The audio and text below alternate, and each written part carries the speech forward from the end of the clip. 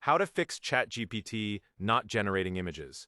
First, long press the Chatgpt app and tap App Info. Then go to Storage and Cache and tap Clear Cache. Now, open Chatgpt and check if image generation is working. If it still doesn't work, go back to Storage and Cache and tap Clear Storage. Keep in mind that this will log you out of your account, so you'll need to sign in again. Next, open the Play Store or App Store and update Chatgpt to the latest version.